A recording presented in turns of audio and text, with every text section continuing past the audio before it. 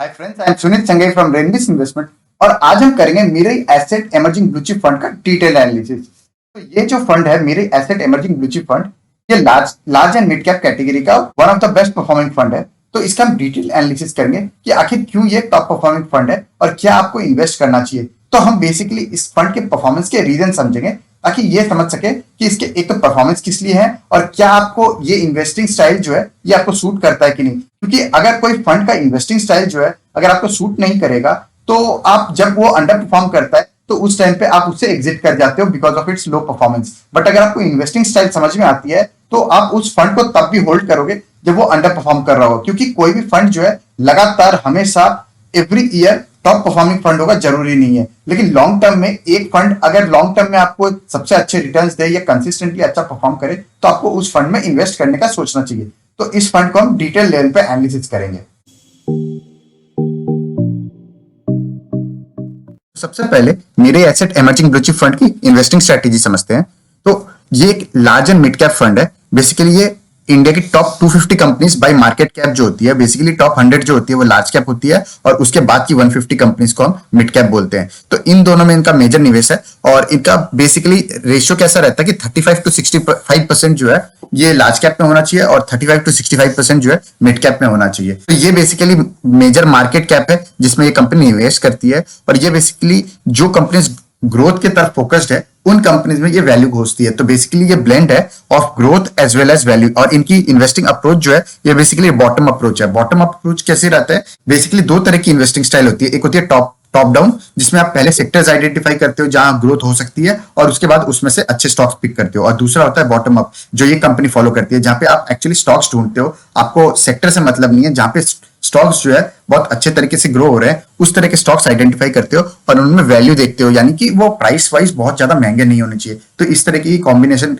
देखती है कंपनी। एक और चीज है जो आने वाले स्लाइड में भी हम देखेंगे कि इनका पोर्टफोलियो टर्नओवर बहुत ज्यादा होता है। बेसिकली ये जहां पे भी बहुत ज्यादा ओवर वैल्यूड दिखता है कंपनी तो वहां पे सेल भी करते हैं। और इसे मैं आपको एग्जांपल दूं तो ये थोड़ा सा समझने की बात है कि इनकी major holding currently SBI bank और टाटा स्टील, ये दो कंपनी में भी है। और यहाँ पे अगर आप देखोगे तो बहुत एबनॉर्मल ग्रोथ नहीं है। आप देखो एसबीआई बैंक की जो सेल्स है वो सिंगल डिजिट में है, वहीं प्रॉफिट लास्ट 3 इयर्स में अमेजिंग रही है, ऑलमोस्ट 90% की। और वहीं टाटा स्टील की बात करें तो लास्ट 3 इयर्स एंड 5 इयर्स में सिंगल डिजिट की ग्रोथ है और लास्ट 5 इयर्स एंड 3 इयर्स की प्रॉफिट भी देखे तो बहुत एबनॉर्मल नहीं है। हालांकि प्रॉफिट 5 इयर्स की थोड़ी ज्यादा है बट यहाँ पे डीप वैल्यू छुपा हुआ है। आने वाले टाइम में जिस तरीके का रिवाइवल हो रहा है मेटल सेक्टर में एंड इन जनरल जो है कॉर्पोरेट लेंडिंग में जिस तरह की ग्रोथ हो रही है तो वहां पे एसबीआई बैंक जो है बहुत अच्छी वैल्यू अनलॉकिंग हो सकती है। ये तो एग्जांपल दिखाने का मेन पर्पस ये है कि बहुत लोग को लगता है कि मेरे एसेट जो है इस तरह के रिटर्न्स दे रहा है यानी ये ग्रोथ इन्वेस्टिंग फॉलो करता है। ये एक्चुअली ग्रोथ और वैल्यू इन्वेस्टिंग का कॉम्बिनेशन फॉलो करता है और ये दो एग्जांपल प्राइमरली इसी चीज को समझाने के लिए। आप इनकी होल्डिंग्स देखो तो टॉप होल्डिंग्स में आप देखोगे जैसे मैंने कहा apart from SBI bank and Tata steel आप देखो बैंक्स है, specially ICICI bank, HDFC bank, axis bank, इस तरह की बैंक्स है। इसके अलावा आप देखो लार्ज कैप की जितनी पॉपुलर कंपनी है, चाहे वो इन्फोसिस है या रिलायंस है, भारतीय एयरटेल है, टीसीएस है, ये सारी कंपनीज में इसकी होल्डिंग्स है। और वहीं अगर हम एसेट एलोकेशन देखें तो बैंक्स में सबसे ज्यादा एसेट एलोकेशन है, उसके बाद IT, pharma, auto, consumer durables, इसमें मेजर इनका एसेट एलोकेशन है। अब कुछ इंपॉर्टेंट चीजें और देख लेते हैं इस फंड की।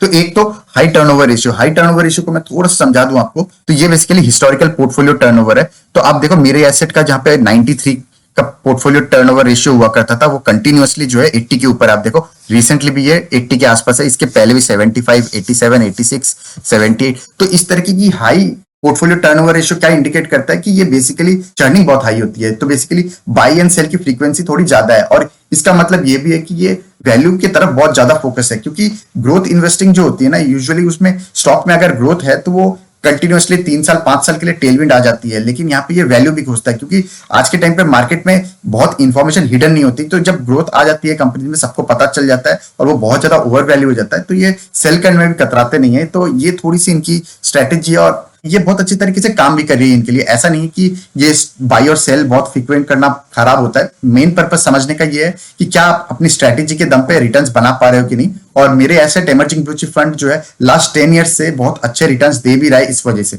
एक और चीज यहाँ पे समझने की है बिजनेस वर्सेस इन्वेस्टमेंट डिसीजन। तो ये इंपॉर्टेंट इसलिए कि देखिए मेरे asset emerging blue chip fund जो है प्राइम फंड है मेरे एसेट फंड हाउस का। तो इनको जो भी पैसा आता है एक फंड हाउस को, वो प्राइमरली उनकी कमीशन से आता है। 1% के आसपास के जो चार्जेस हैं फंड मैनेज करने की, उससे आता है। अब जैसे जैसे एएम साइज इंक्रीज होगा, वैसे वैसे फंड हाउस को ज्यादा ज्यादा प्रॉफिट आने लगेगा, क्योंकि रिसर्च पे आपको कॉस्ट उतना ही लगना है। तो यहाँ पे फंड हाउस जो है चाहे तो Mirae Asset emerging blue chip fund को ओपन कर सकता है, कितना भी इन्वेस्टमेंट ले सकता है, बट इन्होंने वैसा नहीं किया। रिसेंटली बात करूं तो 2500 तक की एसआईपी अलाउड है इसमें पर पैन कार्ड, और लमसम अमाउंट तो इन लोगों ने बंद ही कर दी है। तो ये दिखाता है कि किस तरीके से ये इन्वेस्टमेंट डिसीजन को ज्यादा प्रायोरिटी देते हैं। तो इससे क्या पता चलता है कि जो एग्जिस्टिंग इन्वेस्टर्स है या जो लोग इसमें एसआईपी करेंगे, उनका बहुत ही अच्छा बेनिफिट होने वाला है, क्योंकि कंपनी अपने पर्सनल बेनिफिट के पहले अपने इन्वेस्टर्स के बेनिफिट को पहले देखता है, और ये बहुत इंपॉर्टेंट होता है। और ये सेम चीज मैंने एसबीआई स्मॉल कैप फंड में भी बताया था। लॉन्ग टर्म में अगर कोई फंड हाउस को या पर्टिकुलर फंड को बहुत अच्छा परफॉर्म करना है, तो उसके इन्वेस्टमेंट डिसीजन हमेशा ऊपर होनी चाहिए, बिजनेस डिसीजन पहले नहीं होनी चाहिए। तो ये एक और चीज है जिसकी वजह से आपको इस फंड को देखना चाहिए। और जैसा मैंने कहा कि ये 35 to 65% मिनिमम इन्वेस्ट करता है लार्ज कैप में, और 35 to 65% इन्वेस्ट करता है मिड कैप में। कंपनी का थोड़ा एसेट एलोकेशन देख ले, तो एसेट एलोकेशन काफी कुछ बता देगा आपको। आप देखो यहाँ पे कि लार्ज कैप में इसकी इन्वेस्टमेंट किस तरीके की रही है। आप देखो 2010 में 24%, 22%, 34%, 26%। यही 2018 के बाद चीजें चेंज हो गई, ये एकदम से लार्ज कैप में ज्यादा मूव गया। और इसका प्राइमरी रीजन है कि सेबी की गाइडलाइन के हिसाब से इनको अपना जो फंड है इसको कैटेगराइज करना था, तो इन्होंने लार्ज एंड मिड कैप में मूव करना प्रेफर किया। और आप देखो उसका प्राइमरी रीजन ये भी है कि एसेट साइज इनका बहुत ज्यादा बढ़ गया था, तो वहां पे स्मॉल एंड मिड कैप में परफॉर्म करना इनके लिए और ज्यादा डिफिकल्ट हो जाता, कंसीडरिंग इसका ऑलरेडी एएम साइज इतना बड़ा हो गया था। आप देखो 2010 में 23% जो है मिड कैप में एलोकेशन था, वो 37% हो गया, यानी कंसिस्टेंटली इसने मिड कैप में एलोकेशन बढ़ाया। और इसने एलोकेशन कहाँ घटाया, वो है स्मॉल कैप। आप देखो 34% हुआ करता, 34, 35, 31, 28, उसको मात्र 4% ले आया ये लोगों ने स्मॉल कैप में। तो ये बेसिकली स्मॉल कैप का फंड हुआ करता है टिल 2018, और इन्होंने सही टाइम पे, जब स्मॉल कैप में अच्छी खासी मूवमेंट आ चुकी थी, अच्छे खासे हाई वैल्यूएशन पे था 2017-18 के अराउंड, तो वहां से इन लोगों ने अपनी एलोकेशन एकदम से कम करके ये लार्ज कैप में मूव हो गए। तो ये कुछ प्राइमरी रीजंस है जिसकी वजह से ये फंड ने बहुत अच्छे परफॉर्मेंस भी दिए।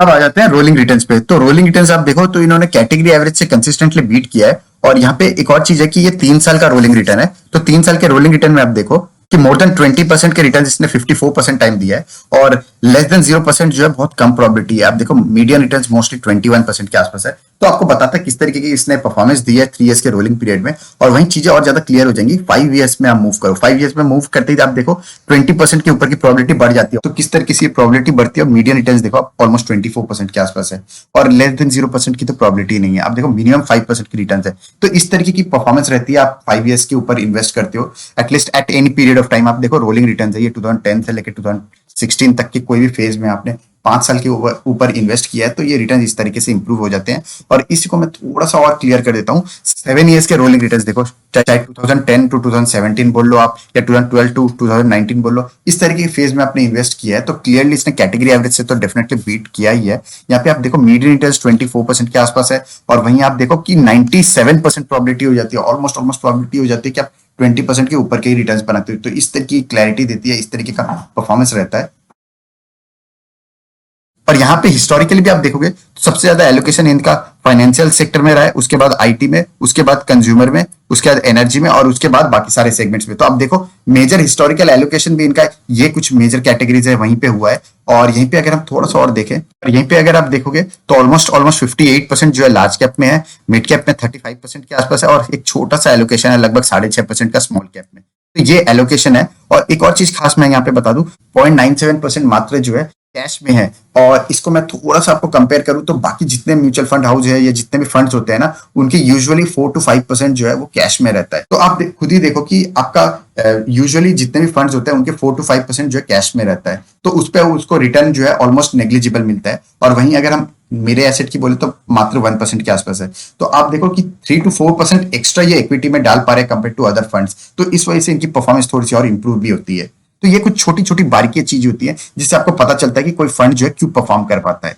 और यहीं अगर आप फंड का परफॉर्मेंस भी देखोगे, चाहे वो मैं कंपेयर करूं average large and mid cap fund से, या फिर इंडेक्स है large and mid cap 250 index से भी मैं कंपेयर करूं, तो आप देखो कंसिस्टेंटली इसने जो है या तो ड्रॉडाउन्स कम रहे हैं, आप नेगेटिव रिटर्न्स में देखो इन्होंने अपने कैटेगरी एवरेज से मोस्टली इसने ड्रॉडाउन्स कम रहे हैं, और जब मार्केट में अच्छा मूवमेंट हुआ है तो वहां पे ज्यादा रिटर्न्स भी दिए हैं। तो ये बेसिकली वो वाली चीज है कि heads I win, tail I don't lose much, इस तरह की स्ट्रेटेजी है। और यहीं पे मैं कुछ इंपॉर्टेंट चीजें देख लेता हूँ। तो जैसा मैंने कहा 99% के ऊपर जो है ये इक्विटी में इन्वेस्ट करके रखते हैं, कैश में बहुत कम रखते हैं, और 67 स्टॉक्स है, यानी एक अच्छा खासा इनका डाइवर्सिफिकेशन है। ये कॉन्सेंट्रेटेड बेट बिल्कुल नहीं करते। In fact small and mid cap में जब थे तब भी ये 60 के आसपास स्टॉक्स हुआ करते थे। जैसा मैंने पहले भी कही अपने वीडियोस में कहा कि स्मॉल एंड मिड कैप में अगर आपका फंड है तो आप कॉन्सेंट्रेटेड बेट नहीं ले सकते। इवन एक्सिस स्मॉल कैप जो है, जो इतनी कॉन्सेंट्रेटेड स्ट्रेटेजी फॉलो करती है अपने लार्ज एंड मिड कैप में, वो भी फॉलो नहीं कर पाती है उस तरह की कॉन्सेंट्रेटेड बेट जब स्मॉल कैप की बात आती है। और यहीं पे अगर हम देखें तो इसने कैसे रिटर्न्स दिए हैं, 3 ईयर्स हो 5 ईयर्स हो, हर तरीके से इसने 20% के ऊपर रिटर्न्स दिए और अपने कंपेटिटिव्स को हैंड्स डाउन बीट भी किया है। और यहाँ पे कुछ इंपॉर्टेंट चीजें देख लेते हैं। तो एक तो नीलेश सुराना जो है 2010 से मैनेज कर रहे हैं और बहुत ज्यादा पॉपुलर फंड मैनेजर है वो। जब भी इस तरह के फंड मैनेजर जो है अच्छा परफॉर्मेंस देते हैं तो हमें ध्यान में देना चाहिए कि अगर नीलेश सुराना कंपनी को लीव करते हैं तो क्या इस फंड के परफॉर्मेंस गिर जाएंगे, स्पेशली जब Nilesh Surana actually move out करते हैं अगर फर्म से। हालांकि लास्ट 11 ईयर से एसोसिएटेड है तो होपफुली ये आने वाले टाइम में भी कंटिन्यू करेंगे, बट बाय द बाय अगर वो लीव भी करते हैं फर्म को तो हमें 2-4 क्वार्टर्स देखना चाहिए ताकि हमें ये समझ में आए कि ये जो फंड का परफॉर्मेंस है is it due to fund manager, और या उन्होंने ऑलरेडी एक प्रोसेस सेटअप कर दिया है जिससे फंड का परफॉर्मेंस जो है आने वाले टाइम में भी कंटिन्यू रहेगा कि नहीं। तो ये काफी इंपॉर्टेंट इसलिए भी है क्योंकि काफी लोग जो है 5 साल 3 साल पहले कोई फंड लेते हैं कंसिडरिंग वो काफी टॉप परफॉर्मिंग फंड रहे, और बाद में वो कंप्लेन करते हैं कि वो फंड जो है अब अच्छा परफॉर्म नहीं कर रहा है। तो इसलिए ये छोटी छोटी चीजें देखने की होती है। जैसे मैंने कहा कंसिस्टेंट परफॉर्मेंस रहा है, जिसका मेजर रीजन है एक तो पोर्टफोलियो टर्नओवर रेशियो हाई है, मेजर एलोकेशन जो है इक्विटी में है, और ये बेसिकली कोई नई इन्वेस्टमेंट जल्दी से लेना नहीं चाहता है स्पेशली एट हाई वैल्यूएशन। तो इससे क्या होता है एग्जिस्टिंग इन्वेस्टर्स को फायदा भी मिलता है और परफॉर्मेंस भी डिक्रीज नहीं होती है। और इसके अलावा हम देखें तो इनका major allocation large and mid cap में है, जिससे क्या होता है कि एक अच्छी खासी स्टेबिलिटी होती है और ड्रॉडाउन्स कम रहते हैं, और ये बेसिकली ब्लेंड है ग्रोथ एंड वैल्यू का। तो ये मेजर रीजन है जिसके वजह से जो है फंड काफी अच्छा परफॉर्म करता है। और वहीं अब मैं अगर रिटर्न्स की बात करूं तो 2016 से अगर मैं कंपेयर करूं तो 2017 में 10,000 से अगर आपने इन्वेस्ट किया होता जुलाई 2016 में तो वो 13,000, 14,000, 16,000, ऑलमोस्ट 15,000, 16,000, तो इस तरीके के रिटर्न्स दिए हैं कंपनी ने। मतलब अगर आपने 10,000 इन्वेस्ट किया था तो उसकी अमाउंट जो है किस तरीके से इंक्रीज होती। बट यहाँ पे इंटरेस्टिंग चीज है कि ऑलमोस्ट 4 ईयर्स तक इसने बहुत ज्यादा राइज नहीं किया है और एकदम से 2021 में ये 27,000 हो गया है। तो इस तरीके के फिनोमिनल रिटर्न्स एक साल इक्विटी मार्केट में मिल जाते हैं, जिससे कि आपके ओवरऑल रिटर्न्स जो है काफी अच्छे हो जाते हैं। तो ये मेजर रीजन है जिसकी वजह से आपको इक्विटी मार्केट में हमेशा इन्वेस्टेड रहना चाहिए। आपको कभी भी टाइमिंग नहीं करना चाहिए। Time in the market is more important than timing in the market. और यही मैं सीएजीआर रिटर्न्स भी दिखाऊंगा आपको, 35%, 20%, 18%, 12%। देखो आप किस तरीके से स्टेबलाइज हो गए 22% के आसपास, मोर और लेस इसके रिटर्न्स जो है 20% के आसपास स्टेबलाइज हो जाते हैं, जो बताता है किस तरीके की आपको एक्सपेक्टेशन करनी चाहिए इस फंड से। तो यूजुअली जब भी मैं कोई म्यूचुअल फंड का एनालिसिस करता हूं तो मैं बहुत ज्यादा इंपॉर्टेंस अल्फा और बीटा को नहीं देता, क्योंकि मुझे लगता है कि रोलिंग रिटर्न्स या फिर किस तरह की फंड की इन्वेस्टिंग स्टाइल है वो चीजें समझना ज्यादा जरूरी है। यूजुअली अल्फा और बीटा आपको कोई भी, चाहे वो ईटी मनी हो या ग्रो हो, इस तरीके की कोई भी ऐप में आपको इजीली मिल जाएंगे। तो इसलिए मैं उन चीजों को ज्यादा इंपॉर्टेंस नहीं देता अपने वीडियो में। मैं इस तरीके की चीजों का एनालिसिस करता हूं जिससे कि अपने व्यूअर्स को सबसे ज्यादा बेनिफिट हो और वो समझ सके वैसी चीजें जो यूजुअली कहीं मिलती नहीं है। तो अगर आपको ये वीडियो पसंद आया है तो कमेंट सेक्शन में जरूर बताइएगा ताकि YouTube और भी व्यूअर्स को ये वीडियो रेकमेंड करे। तो यहाँ पे मैं एक डिस्क्लेमर दे दूं, तो ये कोई बाई और सेल की रिकमेंडेशन नहीं है। ये बेसिकली लर्निंग पर्पज से वीडियो बनाई गई है ताकि आप ये सीख सको कि एनालिसिस किस तरीके से करना चाहिए और किस तरीके से हमें अपने इन्वेस्टमेंट्स को देखना चाहिए। और अगर आपको यूजफुल लगे तो हमारा टेलीग्राम चैनल है रेनबेस इन्वेस्टमेंट, जिसको आप सर्च करके ज्वाइन कर सकते हो। That's all for today, thank you.